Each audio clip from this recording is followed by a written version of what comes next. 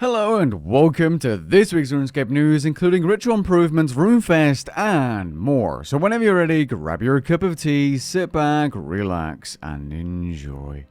This week is another one of those patch weeks with many fixes and patches being related to last week's update, being that new quest called Requiem for a Dragon. Notable fixes include the Manifest Ectoplasm Ritual now being a requirement for the In Rituals We Trust achievement, Pumpkin and Installed Pumpkin Mass now applying their durability benefit to both ritual sites correctly, and you no longer being able to obtain an additional Zorgoth's ring by speaking to Vorkath post-quest completion. Now, if you're looking for a quest guide for that quest, you can find that linked below. Now, I just mentioned the Manifest Ectoplasm Ritual, and one of the inputs for that ritual are buckets of slime. Thanks to today's update, you can now obtain these a little bit faster than before, although the news post didn't specify how much faster. Previously, you could get around 2100 to 2200 buckets of slime per hour using magic notepaper. You're now able to gain 2950 buckets of slime per hour using notepaper, so that's about 40% faster.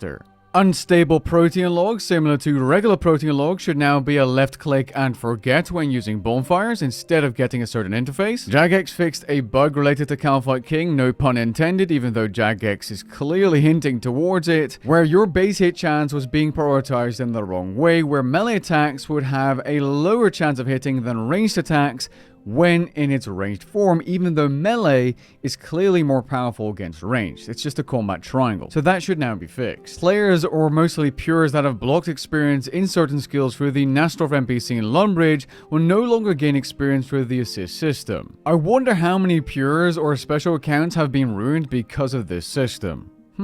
The new reworked Pernix armor look has been adjusted based on player feedback, as players were kind of unhappy with the new model. It's worth noting that if you equip regular Pernix, you'll unlock the older override before this change, which I think is a really nice way of implementing a new armor look. Players that like the original more than the newer look can simply swap to the older look whenever they like. This is what the armor looks like without boots and gloves before the changes, and this is what the armor looks like now after today's changes. The armor has a far less bulkier and melee look because a lot of the plating has been removed or reduced in size. I really don't understand where Jagex moderators got the idea to make ranger armor super bulky and melee looking. I mean, no ranger in any movie or video game has ever had huge melee full plate armor. Like, just doesn't make sense. And then, like, a 295 melee armor set looks like this. I mean, we've got to go back to the Masterwork armor days, okay? I do think it's worth noting that Jagex only took a week to get this rework into the live game, and that is commendable. Hopefully we can see this kind of feedback and player communication